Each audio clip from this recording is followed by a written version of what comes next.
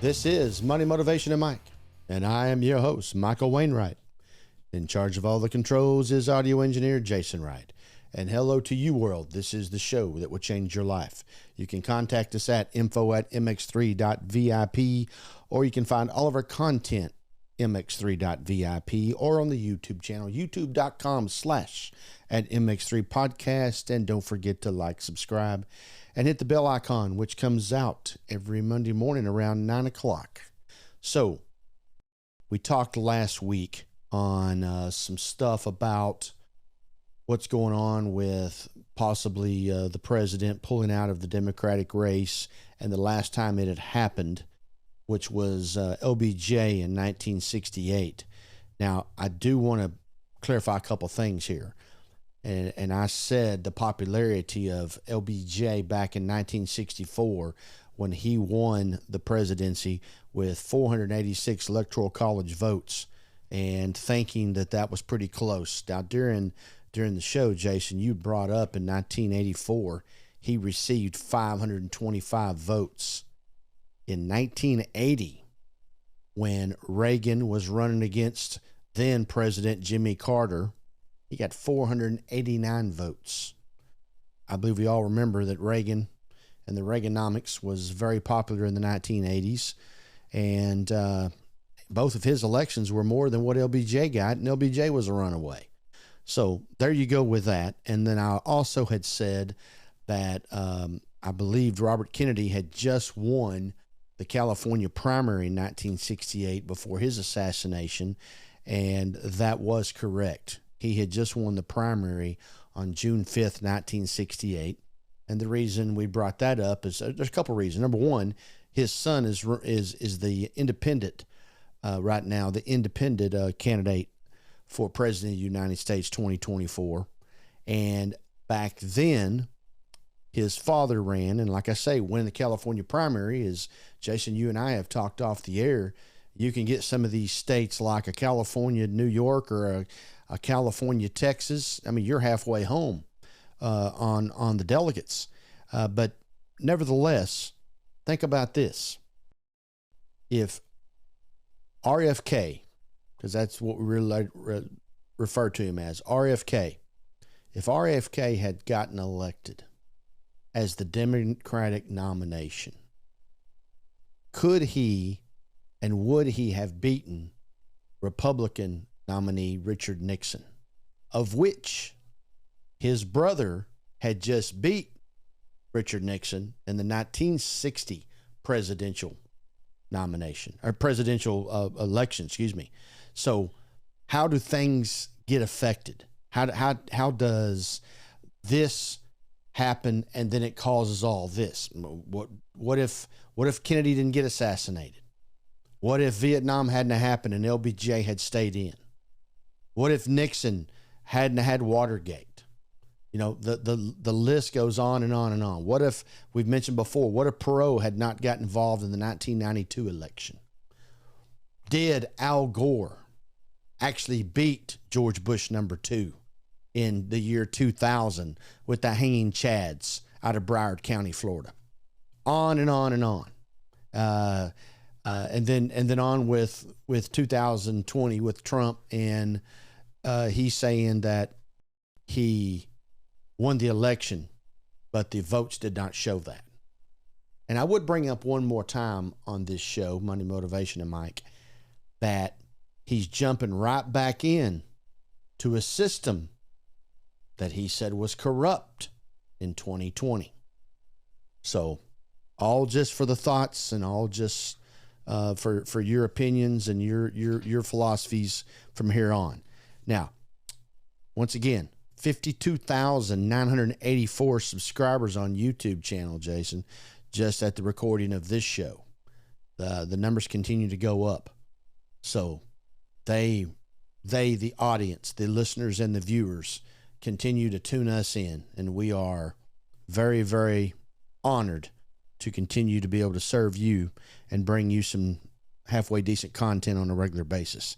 Today's hot topic, Caitlyn Clark. She seems to be in the headlines every week. She is considered in Well, I guess this is my opinion. The biggest thing that's ever happened to the WNBA.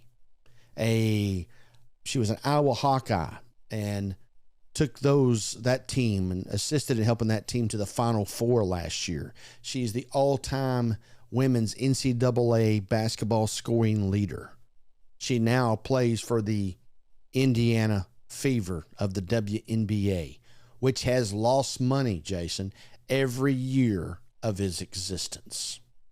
And now there is the words that have been used with her in the league is jealousy, white supremacy, racist, special treatment.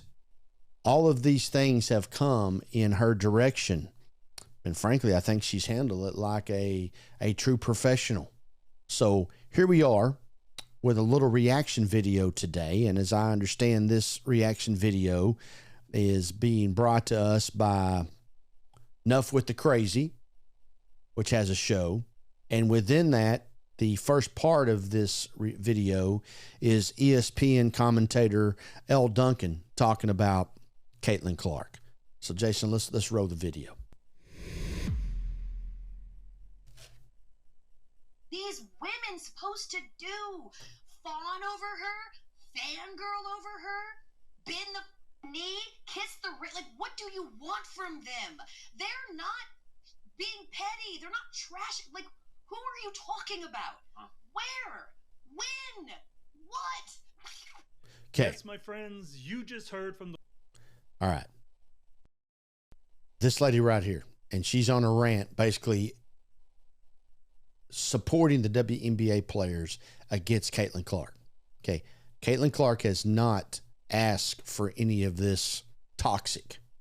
And if you have watched some of these games, and maybe we don't get to see everything, and her own network, ESPN, seems to show us where she's being retaliated against. Caitlyn Clark is being retaliated against. So I'm not really for sure how she's coming back on this side, because you've seen some cheap shots and you've seen some knocks across the head and flagrant fouls being assessed. So not only has the WNBA officials seen this, the WNBA, her own network, L. Duncan's own network, continues to show us this too. The woman we are going to talk about today, going on an emotional rant concerning her views that there are no jealousies or mistreatments of Caitlyn Clark by players in the WNBA.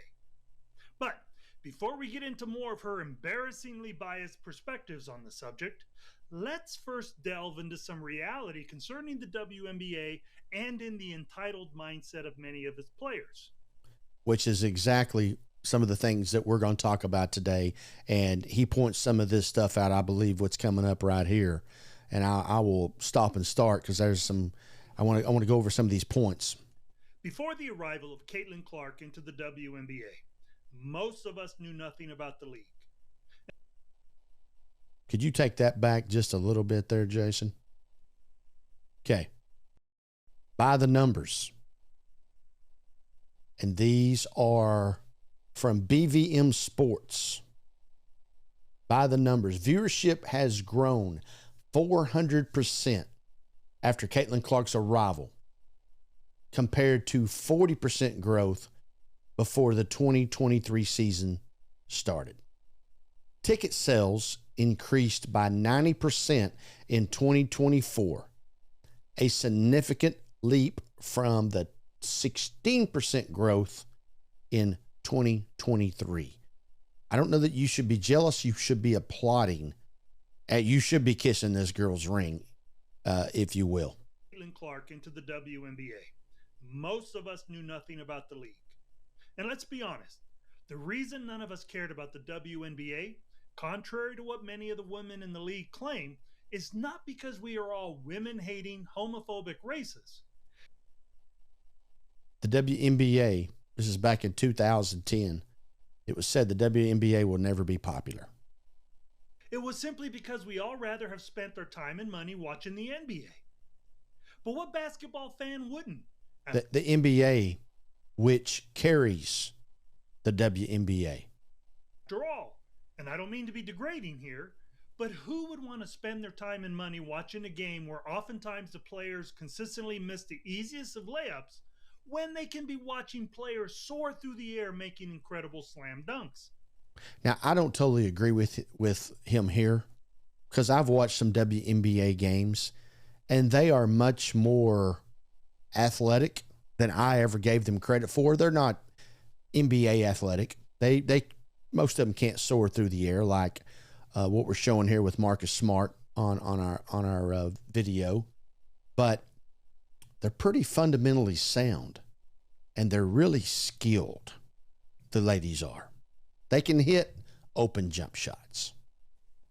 Yet after 28 years of being in existence and losing approximately $10 million each of those years, the go-to reasoning its players would publicly voice for their league not being popular, or more importantly, profitable, was always that people are racist and homophobes and that men just won't support them. Okay. The NBA has poured, as the stat there just showed, $280 million into the WNBA. That means they've got to make that money first, Jason. Even though they only have existed and continue to exist because the men in the NBA subsidize, like I just said. Now, with all of that said, enter the NCAA phenom from Iowa named Caitlyn Clark, a female basketball player who has been able to draw the interest of the entire nation. Caitlyn Clark, right now, is the fourth most favored active athlete in the world. Excuse me, in the country. Probably the world, but right now we'll say in the country. The Olympics coming up, it wouldn't be fair to say the world. So, in the country, here are the other three: LeBron James, Tiger Woods, and Steph Curry. That's just according to data from ESPN. For the first time into the world of women's basketball. A female basketball player who has brought popularity to the WNBA at a level that rivals that of Michael Jordan's with the NBA. One would think that after so many years of whining about how their league was neither supported or popular, the average WNBA attendance before Caitlyn Clark's showing up to the WNBA was 6,615 seats a game. That these women would have relished the idea that they finally had the chance to strut their stuff. And the average attendance for a game that features Clark is 15,691 fans. Sellouts. That number is more than 105% higher that now the average attendance of 2024. 7,645 is now the average attendance for a WNBA game. And this is according to Sportscasting. This stat came out June the 11th of 2024. And to earn new fans and support, as well as to have the opportunity to earn new financial benefits through increased salaries and endorsements, which only come through being fan supported and by also proving to the world that they could walk their endless talk. But we know that instead of embracing Caitlyn Clark and the immense increase... Okay. Here's a quote by Stephen A. Smith. He's an ESPN host, NBA analysis. We've talked about him, I don't know, a year or so ago on some of his thoughts. But I will tell you this about Stephen A. He is very, very, very knowledgeable of basketball, men and women, pro and college, and probably knows the top 10, 15, 20 McDonald All-Americans that will be coming out of high school in 2024. He's a basketball guru. His quote is, "There are girls, young ladies in the WNBA who are jealous of Caitlyn Clark." That's his words. Now, his counterpart, Elle Duncan, at the start of our show, she doesn't think that. They both work for the same network, ESPN. Increase of fan interest because of her, they instead took the route of petty jealousy and envy, whereby through their clear resentment and... Shaquille O'Neal, 15-time NBA All-Star, says it's professional jealousy that no one wants to be forgotten. both in the media and on the court, go out of their way to destroy any hope of retaining many of those new fans who has begun. Charles Barkley, Sir Charles, says that WNBA players are being petty over attention paid to Caitlyn Clark. All right, I want you to think about this. We've already talked about the comparison to Michael Jordan with the popularity, not the skill set. There's only one MJ. Michael Jordan comes into the league. The Showtime Lakers, James Worthy, Magic Johnson, Kareem Abdul-Jabbar, Byron Scott, Michael Thompson, all a part of that team. Showtime, Pat Riley. The Celtics, Larry Bird, Kevin McHale, Dennis Scott, Robert Parrish. Big-time legends, Hall of Famers. The Philadelphia 76ers with Dr. J and Moses Malone. These are the guys that were dominating the league when Michael Jordan came into the league. You ever heard any of those guys talking about how jealous they were of Jordan? The reason you have the NBA at the level it is today, and the reason the NBA has $300 million to send to the WNBA has a large part to do with the popularity of Michael Jordan of the 1980s. Taking an interest in their league. Yet if that in itself was not enough, some are now taking a page from the woke Hollywood example of gaslighting the fans as the reason for their own inept failures. In reference to this, I recently came across this YouTube video of the Elle Duncan show on ESPN that quite frankly astounded me as to the level of her clearly biased perspective and of her attempts to gaslight Caitlyn Clark fans to the point where she even calls them racist and the problem for the WNBA. Now, although she at times... By the way, so if you're a Caitlyn Clark fan, according to this right here, you're racist. Now that's where that white supremacy deal comes back into play. Now, I've only heard this out of Elle Duncan. I have not heard this from anybody else in the sports world that's calling it racist. Those who see the big picture know that whatever Caitlyn Clark does is going to put me another dollar in my pocket on my next contract. All I got to do is continue to figure out how to get the ball in the basket. In the video, attempts to present herself as unbiased, it seems evident to me that she was only being patronizing and had the same entitled mindset concerning Caitlyn Clark as many of these jealous players. But instead of making it about Kennedy Carter's behavior, you make it about everyone. More evidence. And that's the worst part of all this, is the new fans are sucking the life out of the WNBA right now. I don't agree with that at all. Mm-mm. And the numbers don't show that either. I don't even know who she's talking about. The lady she's talking about there is one of these incidents where she comes up on a ball out of bounds, waiting for an inbound play, and knocks her off her feet.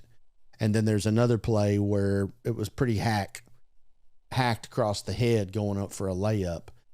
I don't hear anybody saying all the WNBA players. All I hear is this, the ones that are a part of this particular situation. And oh, by the way, on one of those plays where she got knocked down, her black teammates were the ones over there picking her up. Racist. Now, it's just the truth. You are right. You are right, new fans. There has never been more viewership because of Caitlyn Clark. There's never been more attention. They're doing 40 minutes on First Take about Caitlyn Clark. They never did that before, as Monica McNutt called out. You're right. But you know what there was in the WNBA last year and the years prior? There was other storylines. There was joy. There was talk of competition. There was talk of what was actually happening on the court. And all there is right now. Okay, what happening on the court is what they've been covering. The entitlement, the officials, the roughness from the opponent players, all that's on the court, lady. Now is a culture war. It is a them versus you, a you versus them. There is othering. It is gross. It is not fun. It is not engaging. The WNBA Twitter space used to be one of the most fun. And now it has become a place where racists get to get off their takes, where people get to feel. Who is? I don't have a comment to that. I was fixing to. I'm speechless. Attacked. Were randos who have literally no idea anybody else's name in the entire W come to attack the other W. It's not fun. The one thing that I think she should quit covering the WNBA. If it's not fun, don't watch it.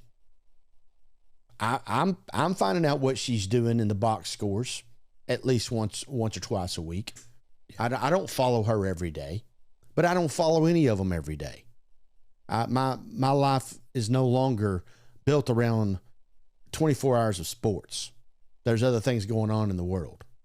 But here's the deal. Here's the great thing about being the United States of America, which is another reason why you should go vote. You get the choice to do what you want to do. If you don't want to watch it, you don't have to. I believe has had and continues to have the most harmful effect on the WNBA is their own inability to acknowledge what is real over what it is that they want to believe is real. The self-imposed blindness of these women, wherein they simply refuse to identify reality over their perceptions, is incredibly telling as to why. Here's what the Indiana Fever head coach, Christine Sides, this is her head coach, Caitlyn Clark's, calls for WNBA to intervene and protect Caitlyn Clark from abuse. This is a quote from Outkick article headlines. I don't know if it's to the point where that needs to happen. They are arrogantly deaf to what so many try to tell them for their own benefit. Knowing the incredible financial opportunity Caitlyn Clark has brought with her that everyone in the WNBA could profit from, has to make one wonder what else besides petty jealousy and childish bruised egos would cause them to create this fan outrage that is admittedly detrimental to the popularity of the league and its players. After all, as Caitlyn Clark fans, we are no different than any other sports fan. Okay. Here's USA Today Sports. The complaining and whining about NFL officiating is back. It happens every year during the NFL season. It happens every month, every week, every day, every hour. That's an article about complaining. Now, I never hear them say, oh, that was a black defender covering a white receiver, so we need to call a penalty because it's racist. NBA fans outraged over controversial decision and Pacers-Celtics Game 1 call. Here we go. Are baseball umpires wrong as often as fans think they are? All these things. There's this kind of stuff going on in every sport every day. The comment about every month, every week, every day, every hour is correct. Every minute. And the fact that we complain whenever we see things that are seemingly abusive or unfair is no different than how an NBA fan would react if they saw the same for a player they supported. But this is the race-baiting, homophobic, anti-feminist rhetoric that you always go to in how you react to us as fans whenever we question you or call you out. However, you don't see any other sports league attacking their fans. Now, this particular deal, that Hill.com article, thehill.com, I haven't heard this before, but like I say, I don't focus on these kind of things. WNBA women's basketball isn't popular because players are predominantly black and or gay. No clue what they're talking about. Fans publicly as racist and as those who are ruining their league because of their criticisms. And so, at what juncture are you not willing to accept that it is your own conduct that causes many of us to believe that you are acting jealous and petty towards Caitlyn Clark?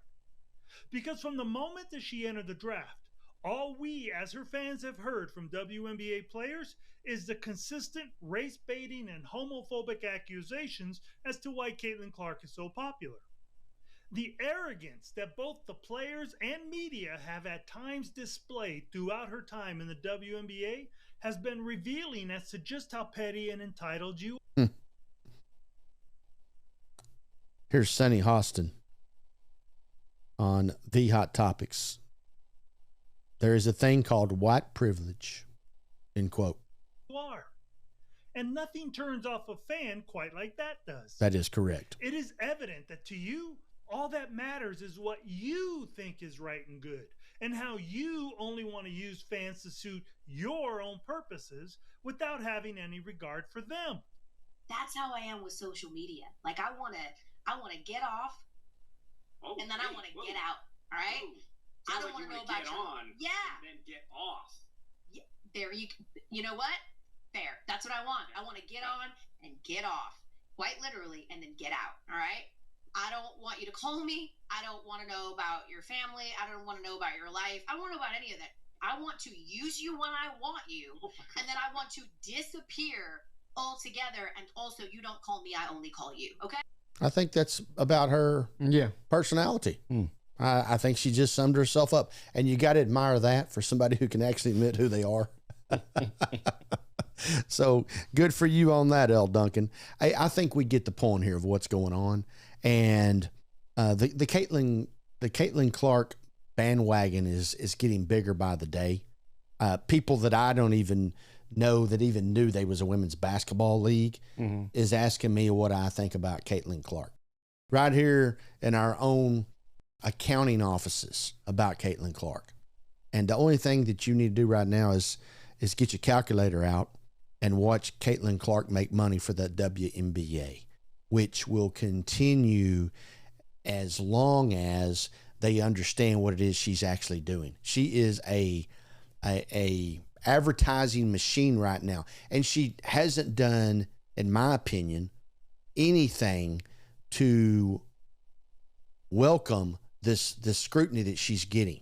She hasn't done anything to want you to be out here saying those things about her. Matter of fact, she always takes the company line. She's always above board. I don't get involved in that. I don't know what you're talking about. She never goes on a rant about defense of it. She never goes on saying that I'm being mistreated, et cetera, et cetera. You know what I mean? But nevertheless, Caitlyn Clark is a big thing. And she is trending in a big time way. And there's obviously why we thought it was a topic of interest to our listeners, our 52,984 as of the start of this show, Jason.